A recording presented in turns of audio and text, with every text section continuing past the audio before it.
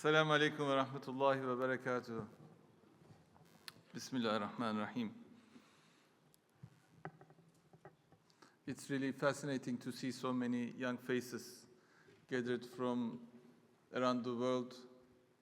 I see our brilliant Imam Khatib students from different schools in Turkey. I see the flags of all Muslim countries and students coming from all Muslim nations.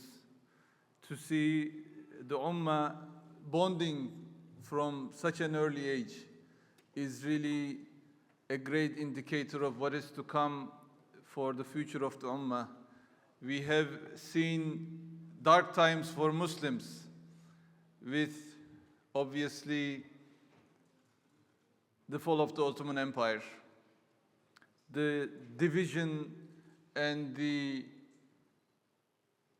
drawing of lines between us that divided us not based on any natural lineation, but rather to just divide and make sure that Muslims stay divided and unruly. And so, although we are still going through dark times, given what's going on in Palestine especially, and the fact that OIC was established on the principle of saving Al-Quds, saving Palestine. As Ummah today, we are failing in that respect as well. So this is another low point for us. But you here represent the next century, the 50 years from now, 40 years from now. And I can tell you that the current decision makers of our Ummah were not friends when they were high school students, when they were college students. The fact that you now are here in Istanbul, at the heart of the world, making friends, talking to each other, and as long as you sustain what you have created here, I think the next generation and the generation after that will see better news and better events taking place for the Ummah, and you will be, inshallah, the bright future of the Ummah. So thank you, and I congratulate you here today.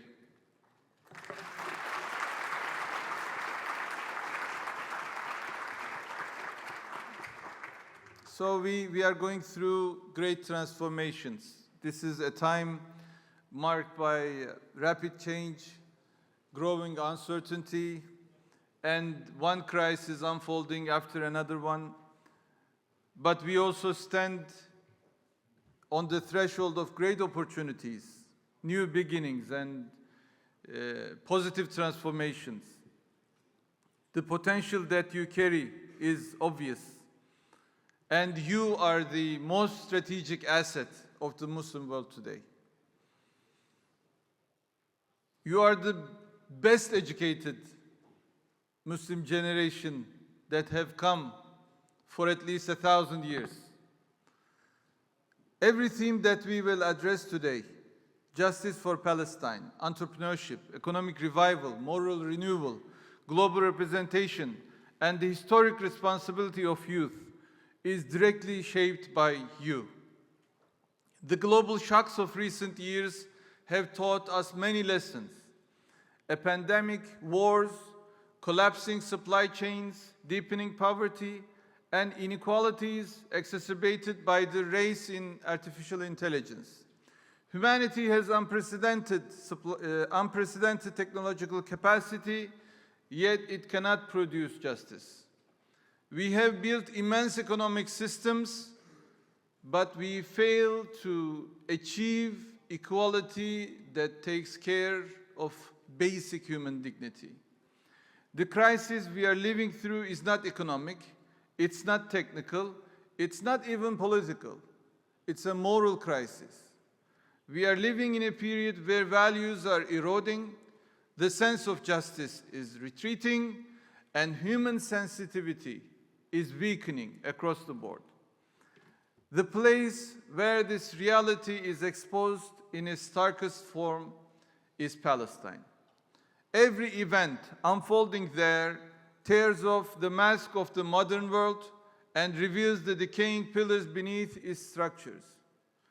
We see how law is weaponized, how international mechanisms serve the interests of the powerful, how human lives are reduced to bargaining chips. But we also see something else. The moral conscience of today's world is increasingly carried by the Muslim youth. The loudest voices rising for Palestine, for humanity's conscience, are the voices of your generation. And this tells us something profound. The most influential force of our age is not tanks, armies, or military machinery. It is young people who pursue truth, who make their voices heard, and who awaken one another. Therefore, our conversation today is not only Palestine, it is humanity's search for meaning, and about in whose hands that meaning will rise again. The Palestinian cause is no longer a political issue for a few states. It is the moral legitimacy test of the modern world. We are not only witnessing a military assault, we are witnessing an attempt to erase memory, to distort truth, and to extinguish the collective existence of a people. International law is often silent. International institutions are ineffective. Western states operate with blatant double standards. Yet above all, this rises something powerful, the steadfast stance of young people like you from every corner of the world. Today's youth possess something no previous generation ever had: unlimited access to information, digital fluency, global communication networks, and the ability to expose truth immediately. This capacity has transformed Palestinian struggle. Social media mobilization, digital campaigns, academic presentations, articles, awareness initiatives, each one has become a new tool proof that Palestine is not alone. But raising your voice is not the only duty. One of the strongest supports for Palestine today is this: strengthening the economic and intellectual capacity of the Muslim world. Power is not the opposite of justice, but it enables justice to be realized. That is how our forefathers achieved balance in the world. They used their power not to oppress people, but to achieve peace among people. This is how our Ottoman ancestors ruled for more than 600 years. In regions like the Middle East, in regions like the Balkans, and so many different cultures and nationalities and ethnicities who lived together side by side, they were able to exist. And after more than 5 centuries, let's look at the Balkans. People in the Balkans who are Christians, who are Orthodox, who are Catholic, who are Serbian, who are Albanian, who are Bosnian, all of them still continue to practice their cultures, their languages are intact, their religions are practiced, their places of worship are standing. And this is how our Ottoman ancestors were able to project their power without oppressing people, but by preserving a natural balance among people. So to make your voice heard, you need a strong technological, economic, and cultural foundation, this self-confidence that your culture will give you. In today's world, respect is earned through what you produce. When Muslim youth begin to produce, not only consume, their power of representation will grow. And as that representation grows, the call for justice will resonate more strongly. Thus, the struggle for justice in Palestine is not only fought in public squares, it's a long-term effort carried through entrepreneurship, R&D, technology, media, diplomacy, and culture. Entrepreneurship. It is today not merely an economic activity, it's a way of creating value, a tool of social transformation, sometimes an intervention for justice, often a pathway to liberation. So entrepreneurship is not only about business, it's not only about commercial interests, it's also about social solidarity, it's also about social transformation. The rise of entrepreneurship in the Muslim world carries the potential to close a long-standing confidence gap. Calling your generation an entrepreneurial generation is not just an economic description, it's a historical claim. Entrepreneurship today means the will to stand on our own feet, the capacity to produce independent technology, the courage to take risks, but also the determination to become active agents in the global system. We are confident we can do. In our lands, entrepreneurship has always sparked major civilizational transformations, from the Seljuks to the Ottomans, and from the Ottomans to the modern era.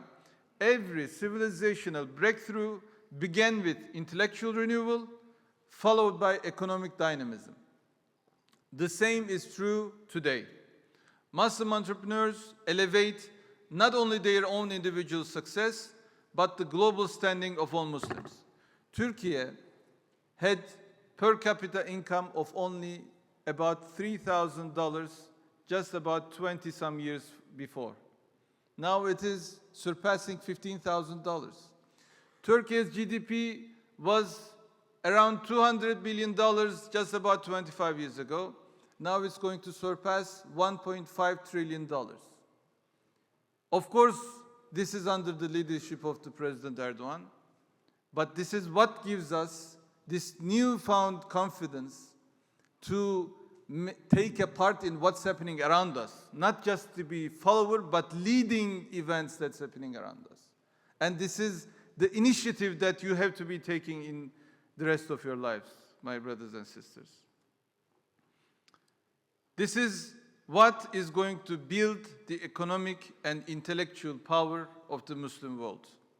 So, inshallah, under the leadership of President Erdoğan, Turkey is actually an example to follow for the rest of the Muslim world.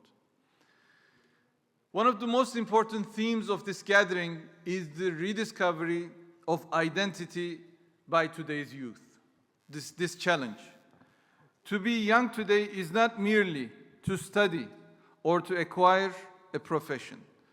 To be young today is to inherit a delayed civilizational mission, to feel the urgency of offering a new worldview, and to shoulder the responsibility of proper representation in global competition. The defining feature of Muslim youth is this: the ability to unite the mind and the heart. We will not be solely success-driven. We will not be solely spirituality-driven. We will not be solely power-driven.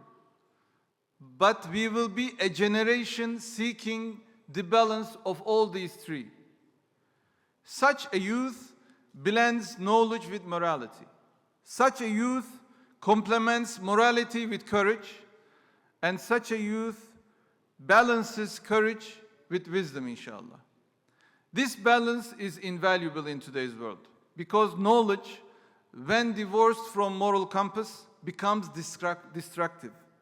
Technology without compassion becomes a tool of devastation. Power detached from values produces oppression. This is what we see tremendously surrounding us, right? There is a war in the north, there is a genocide in the south, there is another war further down, and there are so many potentials for war currently all around the world. Because power today is unleashed. Thus, a Muslim youth must carve a new path without being swept away by the speed of the age, without losing their roots, and without falling behind the world. This path stands on three pillars: morality, courage, and knowledge. Only atop a strong triangle of morality, courage, and knowledge can the struggle for Palestine and global justice rise. The challenges facing young people today are unlike those of any previous generation. We live in an age where truth often hides behind images. The line between perception and reality is blurred, and digital empires shape minds under the guise of freedom. Taking the phone into our hands, we become free. We get into this feeling that is not right, that I'm free, I'm disconnected from anything. But unfortunately, it's ruling us, it's shaping us, it's manipulating us. Understanding Palestine today is not only about understanding geography, it's about confronting this digital hegemony. The West's century-old dominance in storytelling continues across the social media, Hollywood, news networks, and academic discourse. But this time, something is different. Young Muslims are no longer passive. A generation that pursues truth will not bow to artificial realities. And in this arena, you, Muslim youth, are the most influential actors, inshallah. From everything discussed, 3 core responsibilities emerge for you guys. You have to defend the truth. This is the first. You have to seek truth for yourselves and protect it for society. You have to stand for justice, and you have to correct what is wrong. And you have to resist the erosion of values. Second, you have to produce. Please do not be consumers alone. You have to be creators, innovators, and builders. These can be new companies, these can be new platforms, these can be new projects, new financial models. All of these will rise on your shoulders. And 3, please do represent. A Muslim youth today does not represent only their country. You represent the young face of a fragmented yet enduring civilization. This responsibility is not a burden. It's really a profound honor. My dear brothers and sisters, the network formed here today may become stronger than many future political alliances, for it is built on sincerity, energy, and the longing for justice. The struggle for Palestine is not only a moral duty, it is also the process by which the Muslim world awakens its own potential. Entrepreneurship is the engine of this potential, morality is its compass, and youth is its career. I believe that one day, when we look back, we will say, this is where it all began, inshallah.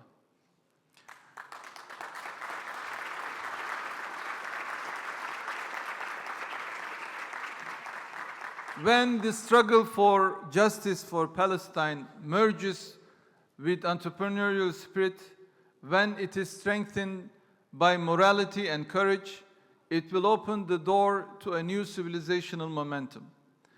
May Allah bless your steps and broaden your horizons. May your hearts stay alive, your courage remain strong, and your brotherhood endure. I greet you all with respect and affection.